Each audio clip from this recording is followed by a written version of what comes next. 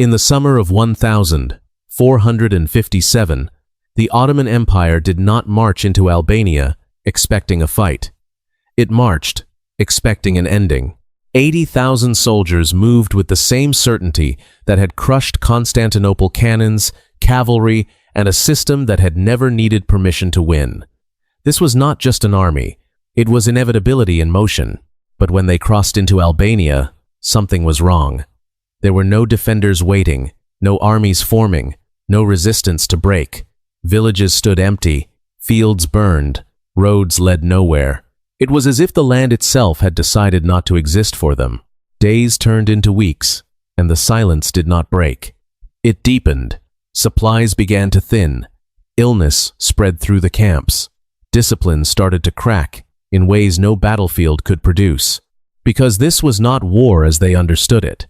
There was nothing to defeat, nothing to conquer, nothing to prove their strength against, and that was the problem. The Ottoman system depended on confrontation, on forcing enemies into battles they could not survive. But here, there was no battle, only absence, only delay, only a growing sense that something unseen was shaping the outcome long before it began. By the time the Ottomans realized this was not a campaign but a trap, it was already too late. Because the most dangerous enemy is not the one you can see, it is the one who decides when you don't get to fight at all. And this is the story of how Skanderbeg turned an empire's greatest strength into a weapon against itself. Skanderbeg was not born as an enemy of the Ottoman Empire. He was engineered by it. Taken as a child through the Devshirme system, he was absorbed into a structure designed to erase origin and replace it with obedience. For 2 decades, he did not resist. He adapted. He learned their language, their command systems, their logistics, their assumptions about control. He watched how orders moved, how armies sustained themselves, how decisions were made and enforced across distance. By the time he rose to command, he was no longer an outsider studying the empire. He was one of the men it trusted to run. And that was the fracture. The empire believed loyalty could be manufactured, trained, rewarded, stabilized, until it became permanent. It believed that if a boy was taken early enough, shaped completely enough, he would forget where he came from. But Skanderbeg did not forget. He understood. He did not carry emotion. He carried structure. He learned where the empire was strong, and more importantly, where it assumed it could never fail. When he defected in 1443, he did not leave with rebellion. He left with access 2 decades of internal logic, patterns, and blind spots no external enemy could ever see. He knew how Ottoman commanders would think before they acted, how they would respond before they understood the situation, how they would rely on systems that had never been forced to question themselves. That is what made him dangerous. He was not opposing the empire, he was using it. Because once a system is fully understood, it stops being overwhelming. It becomes predictable. And predictability is not a weakness an empire can hide. It is the moment it begins to be taken apart from the inside. In 1443, Skanderbeg did not announce rebellion. He executed a shift. There was no declaration, no visible fracture, no moment the empire could isolate as the beginning of defiance. One moment he was operating Devshirme, the Ottoman command structure. The next he was gone, taking with him a small cavalry force and something far more dangerous than men. He carried the system itself. His first move was not to gather strength. It was to apply pressure where the empire assumed absolute stability. At Krujë, he did not lay siege to the fortress. He entered it. Drawing on years inside Ottoman administration, he produced an imperial decree bearing the authority of Sultan Murad II, ordering the governor to surrender the city to him immediately. The document did not persuade. It functioned. Every element, language, seal, protocol, aligned perfectly with how authority moved through the empire. The governor did not hesitate. He obeyed. No resistance, no delay, no suspicion. The fortress fell because the system worked exactly as it was designed to, and that was the breach. Skanderbeg did not disrupt Ottoman structure. He operated it. The empire's scale required delegation. Delegation required trust.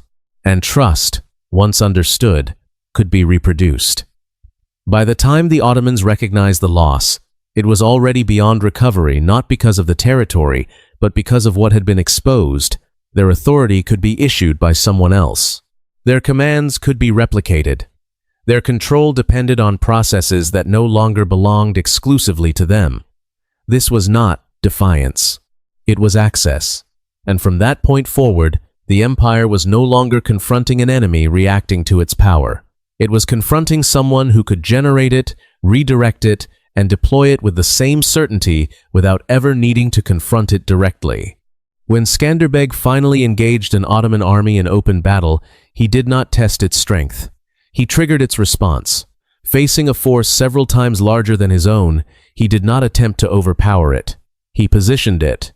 Ottoman warfare relied on momentum, shock, scale, and the certainty that resistance would collapse under pressure before it could organize.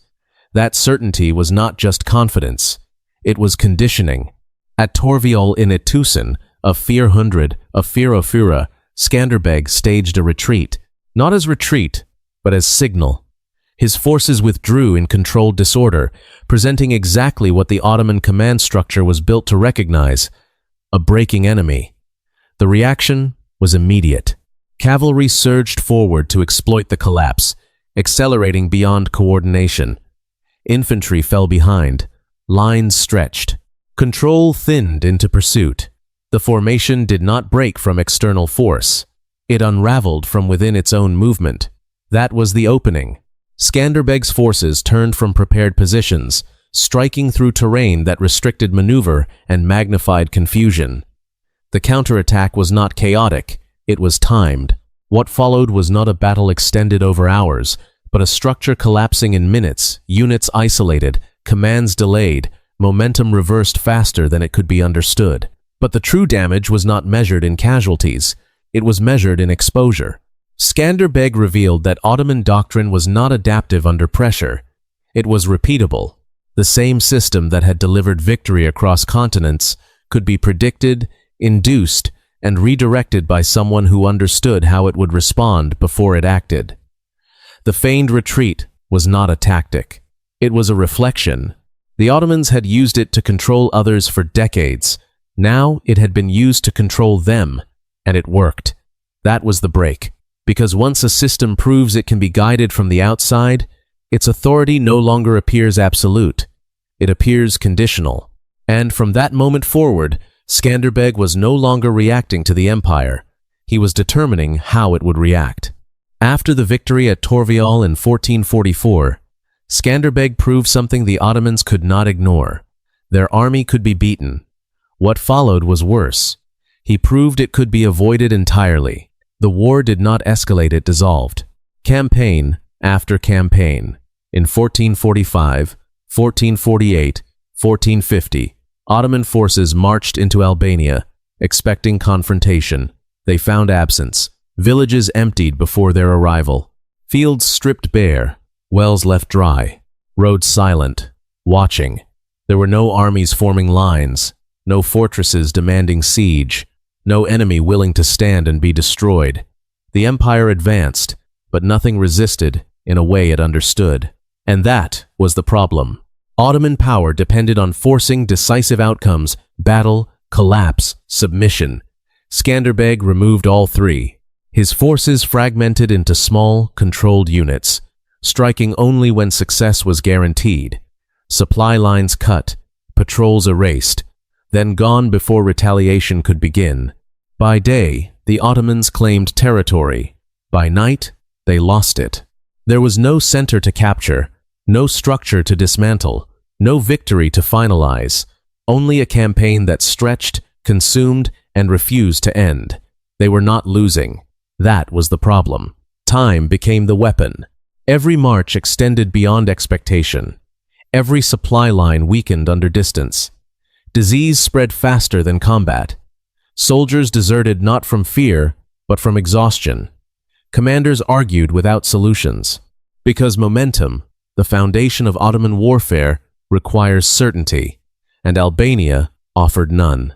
By the early 1450s, the empire was no longer advancing with confidence. It was persisting without resolution. This was no longer a rebellion to crush, it was a system refusing to break. When Mehmed II took power in 1451, he did not inherit a battlefield. He inherited a problem that had already escaped the logic of conquest. And once an empire cannot finish a war, the danger is no longer the enemy. It is the perception that the empire no longer decides how wars end. It waits exposed for something it cannot control to decide it instead. By 1457, the empire moved not with confidence, but with necessity. Under Mehmed II, a massive army, tens of thousands strong, marched into Albania to end what should never have lasted this long. This was not a campaign. It was a correction. The objective was no longer conquest. It was restoration of authority, of certainty, of the idea that the empire still decided outcomes. They entered with everything that had broken stronger states: numbers, artillery, experienced commanders, momentum, and once again, they found nothing. No army to engage, no resistance to crush. Only the same silence that had already hollowed previous campaigns from the inside. Weeks stretched without contact. Supply lines thinned under distance. Sickness moved through the camps with quiet efficiency. Men disappeared at night, not defeated, just gone. The land did not resist. It absorbed. And slowly, something more dangerous than defeat took hold. Belief. The belief that there was nothing left to fight. That the enemy had dissolved. That the war, without ever being won, had already ended. They did not know the war had already ended. They just had not seen how. That belief was the opening. On the 2nd of September 1457, near Ujabarda, the mountains moved. Skanderbeg's forces never gone. Only waiting descended in coordinated silence from every direction. The Ottomans had stopped watching. There was no time to form ranks, no space to recover command. Units collapsed before orders could reach them. Cavalry cut through disordered lines. Infantry broke where they stood. This was not a battle. It was the collapse of an assumption. Among the captured was Hamza Castrioti, Skanderbeg's own nephew, who had defected to the Ottomans expecting victory, and found himself instead as proof of failure. By the end of the day, the army sent to restore control no longer existed as a fighting force, but the destruction was not measured in casualties. It was measured in exposure. For months, the empire had been led to believe it was advancing toward resolution. In a single morning, it was shown that it had been moving toward a conclusion that it never controlled. This was not defeat inflicted by strength. It was defeat engineered through patience, through control of perception, through an understanding that an empire built on certainty becomes most vulnerable the moment it begins to believe its own conclusions. And after Ujabarda, that vulnerability was no longer hidden. It was visible to the soldiers who survived, to the commanders who reported it, and to every power watching from the outside. The empire had not been overpowered. It had been outweighted. And an empire that no longer controls how a war ends has already lost more than the war itself. Skanderbeg did not defeat the Ottoman Empire in the way history usually remembers victory. He did something quieter. He forced it to operate outside its own design. The empire was built to end wars quickly, to overwhelm, to decide, to conclude. But in Albania, nothing concluded. Armies moved, but achieved nothing. Power was applied, but produced no result. And over time, that became the real damage. Because an empire does not weaken the moment it loses a battle.